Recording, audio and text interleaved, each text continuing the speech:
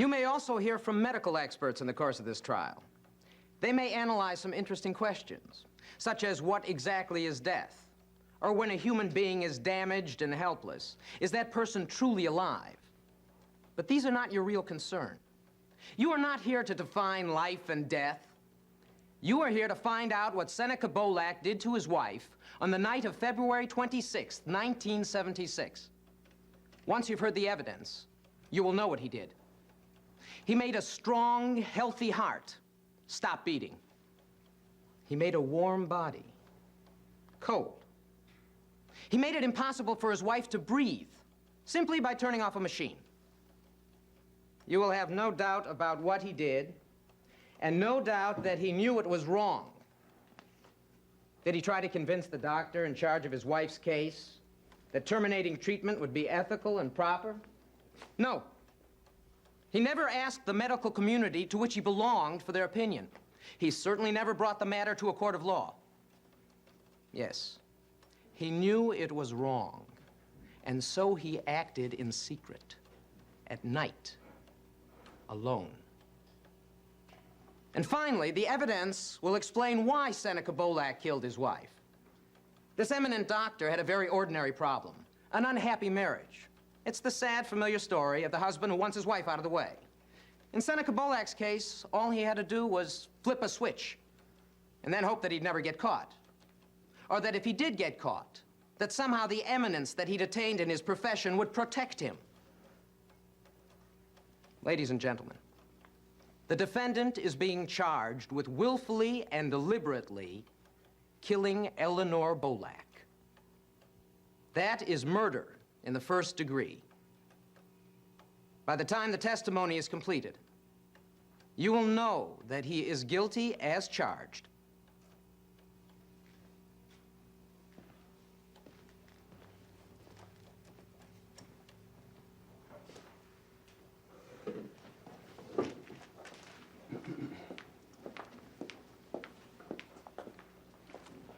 Your Honor, members of the jury, as Judge Martin has told you, Dr. Bolak is presumed innocent until you become absolutely convinced, beyond a reasonable doubt, that he is a cold-blooded murderer. Now, precisely the opposite is true, as we'll show you in the next few days. Although we are under no obligation to present evidence we want to, Dr. Bolak wants you and others who care about this case to understand. Now, the state claims that Eleanor Bolak died when a respirator was turned off. But was she actually alive before that moment? The state will have to prove that, beyond a reasonable doubt. And after hearing all the evidence, if you are not absolutely convinced, you must acquit Dr. Bolak. Now, Mr. Levine has given you a partial summary of Eleanor Bolak's condition during the months when her brain no longer functioned. This is a fuller description that you will be hearing from the witness stand. Dr. Bolak's wife had absolutely no brain activity whatsoever. Yes, a machine could keep her breathing, but nothing, absolutely nothing could make her think the simplest thought, sense pleasure, pain, experience emotion of any sort. An unborn child knows and feels in a way that was forever lost to Eleanor Bolak. Yes, you will have many doubts as to when this woman's death actually occurred. Now, the state claims that Dr. Bolak acted in secret after extensive consultation on his wife's condition. Dr. Bolak publicly announced on his wife's behalf that artificial life support be withdrawn. Now, what happened? On the evening of February 26th, in a Riverside hospital room, was nothing evil or secret or criminal. It was simply private, a supremely private moment between a husband and wife, a husband that loved her and understood her wishes as nobody else could. And it is utter nonsense to suggest that Dr. Bolak wanted to be rid of his wife. If anything, he fought too hard and tried too heroically to repair her brain with extraordinary brain surgery. Now, when you have heard all the evidence, you will be compelled and glad to acquit Dr. Bolak.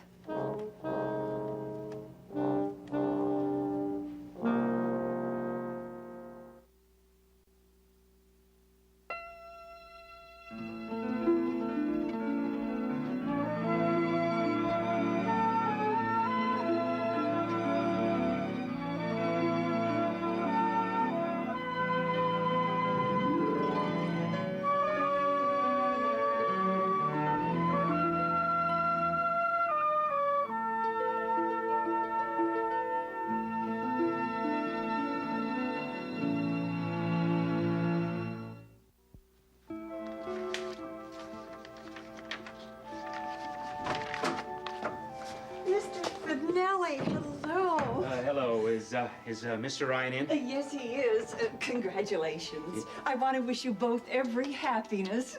Mary's so wonderful. All the Ryans are. Oh, You're very thank you. fortunate. This will be the wedding of the decade. I can't wait. Same here. I'll just look in, see if Mr. Ryan is free. Hi, Jack. Oh. Are you visiting me or hiding from someone out there? Your assistant is very excited about my wedding plans. Oh, yes. George is dying to organize the whole affair. She asks for a progress report every day. Yeah, well, and she should be very pleased about this. Mary's been after me to make up a list of the people I wanted invited to the wedding. Oh, shouldn't you give this to my mother? Yeah. Well, I thought you could pass it along. I mean, you'll see Maeve when you go home, right? And besides, I want to talk to you about the special prosecutor. You get a hold of him? Yeah, I just got off the phone with him. He'll send an investigator to Gilchrist Manor tomorrow, next day at the latest. You can tell Mary it's all set if you talk to her before, right? That's terrific. You know, Mary's really worried about Miss Mills. How do you like your coffee? Black. I guess you didn't relish the idea of dropping this off at Ryan's, huh? You afraid of another run-in with Da? No more than usual. Jack, we're going to be brothers-in-law. 6 months ago, that would have horrified both of us. But now it's happening, and personally, I think it's all right. You're getting into a big, close family. And you feel like an outsider, and I wouldn't be in your shoes for anything. In particular, I wouldn't like having to deal with my father. Yeah, that's probably the nicest thing anybody said to me in days. Who knows? Maybe it'll all turn out all right. Wait till you meet the rest of the family. When my sisters get here, the partying's gonna start. You'll be singing and dancing all over Riverside. Hey, listen, I need a list from you, too. I'm throwing the bachelor party, and you'll have to tell me who to invite to that. No, Frank, no more parties.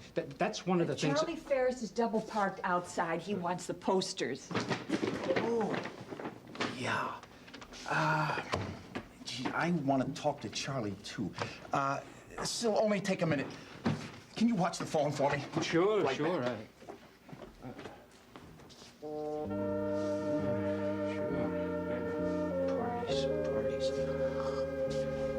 Parties.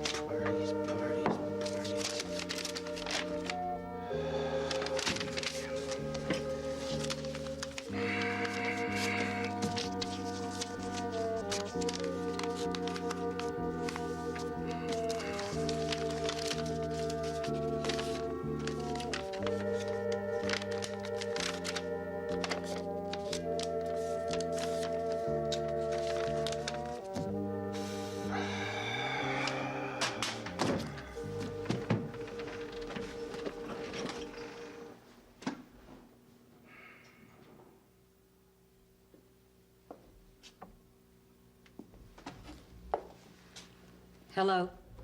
You wouldn't by any chance be Frank Ryan, the Lion of Riverside?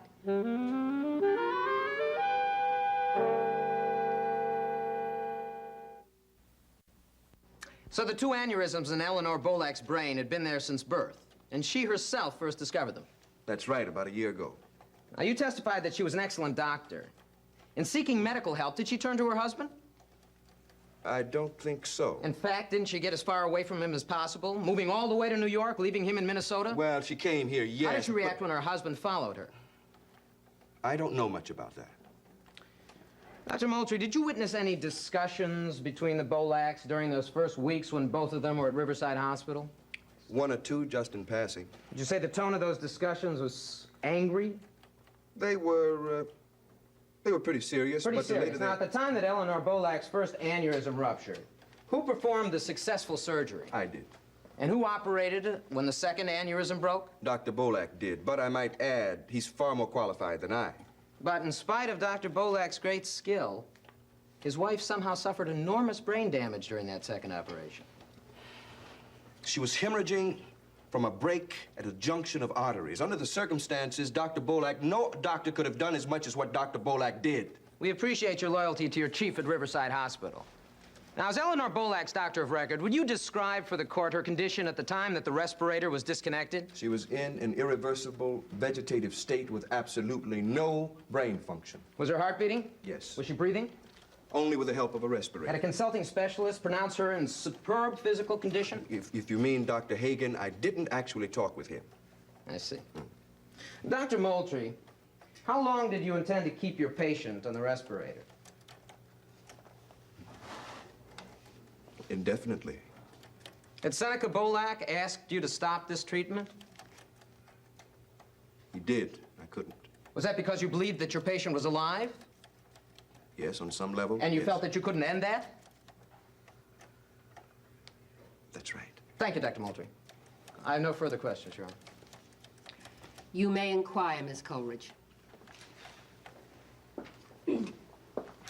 Dr. Moultrie, you've testified that Nell Bolak was in an irreversible vegetative state. What exactly does that mean? There was no brain activity and no hope of any. Electroencephalograms gave a flat reading, which means she had no cortical brainwave pattern, no perceptions, no awareness, no reactions. Now, do some doctors consider patients in this condition to be dead? Oh, yes. Was that Dr. Bolak's opinion when he requested that you take his wife off life support? Yes, he said his wife wouldn't want to be kept breathing when her brain was dead. She had told him this several times and had asked him never to permit it. She'd expressly forbidden the use of a respirator? That's right. And as the doctor of record, did you have the authority to overrule her wishes? No, I did not have the authority, and I did not order the respirator. Dr. Bolak did. So the authority came from her husband, her next of kin. Yes, it was an emergency measure when Nell stopped breathing after surgery. And when Dr. Bolak found out that the respirator was a permanent necessity, No, he wanted it disconnected. so speaking on his wife's behalf, he asked you to turn off the respirator. That's right, he did. Dr. Moultrie, by what authority did you refuse that request? I beg your pardon. Well, Dr. Bolak was your patient's next of kin, her legal representative. Now, he asked that you honor all her wishes. By what authority did you refuse that request? Objection. The witness is not competent to offer legal opinion. Sustained? I withdraw the question, Your Honor. Dr. Moultrie, did you have many opportunities to observe the relationship between Dr. Bolak and his wife during the months right before her death? Oh, yes, I did. Nell was furious at the thought of death. She worked that anger out with friends, but mostly with Seneca. I guess the last time I saw the two of them together was a day or so before the second aneurysm blew. They were sneaking out of neurology like a couple of kids, grinning, holding hands. I asked where they were off to, and she said ice skating, and don't you tell a soul. She was about as happy as anyone I had ever seen. Thank you very much, Dr. Moultrie. Thank you, Counselor. I have no further questions, Your Honor. No question. You're excused, Doctor. Thank you, Your Honor.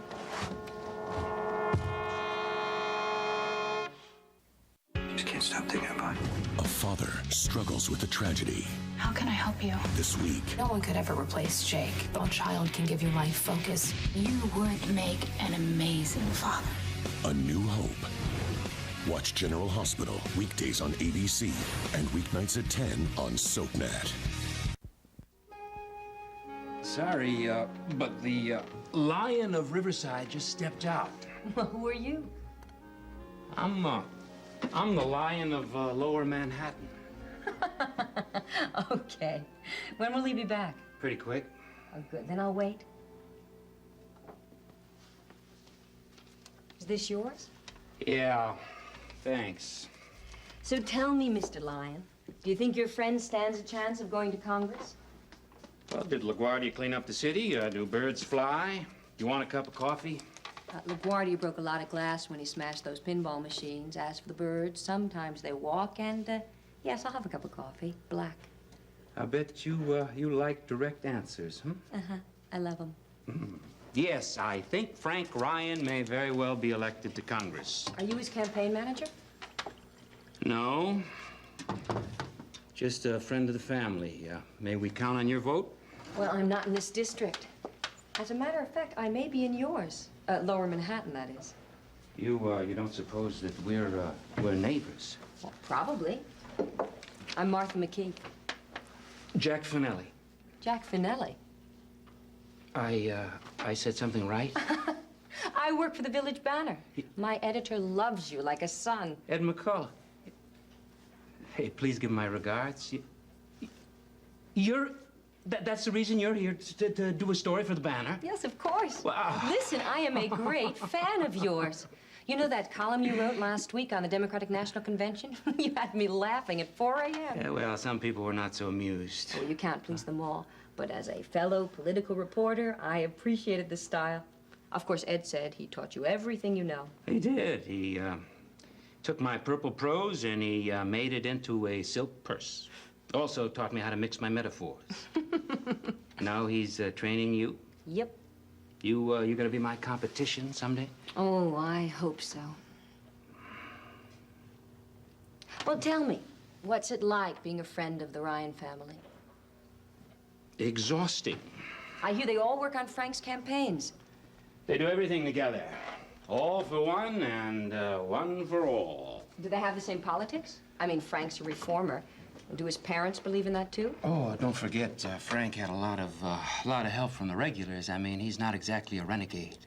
I mean, his folks can have a conservative position and still feel pretty comfortable. Actually, I do believe that I'm being interviewed. Maybe. Just a little. Go on, please. No, you talk to Frank. He'll give you all the information you need. Oh, but since you're here and he's not. Well, I'll tell you what. You interview Frank, and then later, if you find you're still short on background material, I'll see what I can do, okay?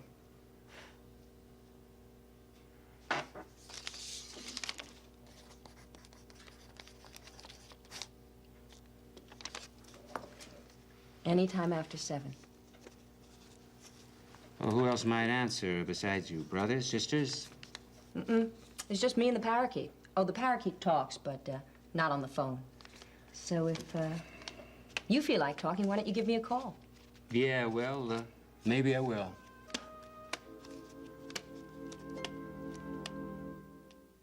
Next, take a trip to the Upper West Side on Ryan's Hope.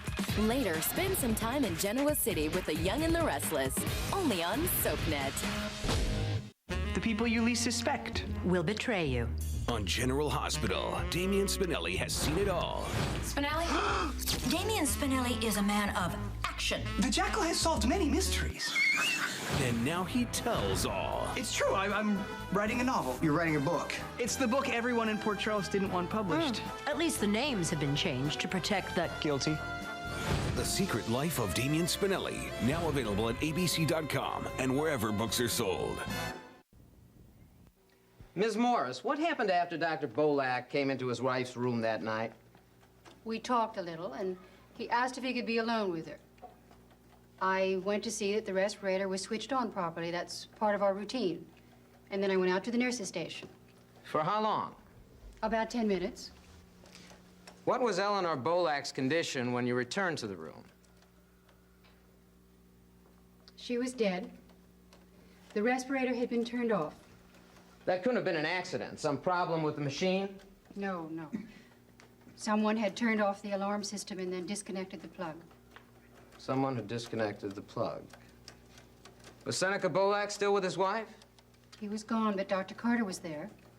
Dr. Bolak was gone. Thank you, Miss Morris. I have no further questions, Your Honor.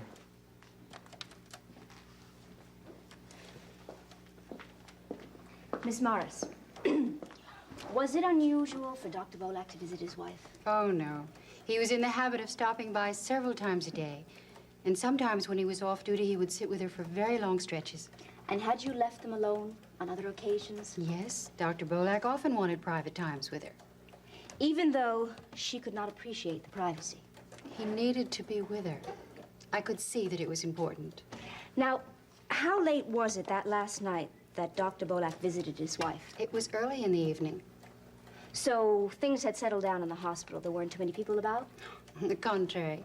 It was the beginning of visiting hours, and any number of people were coming and going. So it would not have been the ideal time for somebody to creep in unnoticed and perform some secret evil deed. Oh, not at all. Definitely not. Thank you very much, Miss Morris. I have no further questions, Your Honor. Mr. Levine, any cross? No, Your Honor. You are excused. We'll take a 15-minute break now.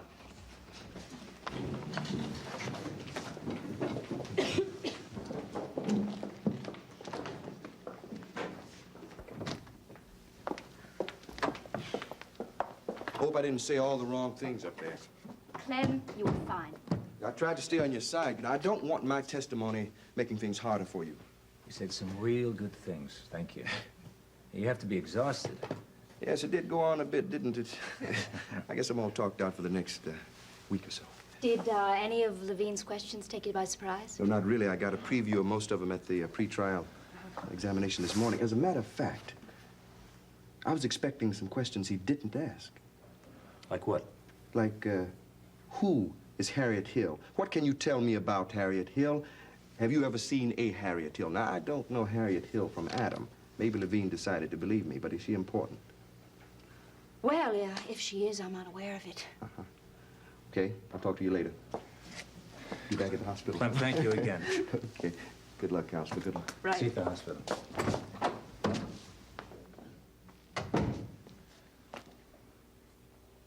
Now, I told you about her. Harriet Hill is the woman that some people think I was involved with when Nell left Mount Royal. Right. All right. Now, there was talk, but it was just talk. We worked together, and that's it. I told you that. Okay. Now, is there anything that he could dredge up to make it look worse? That is impossible. Well, I hope you're right. Because if he can establish a motive, you're going to be in very deep trouble.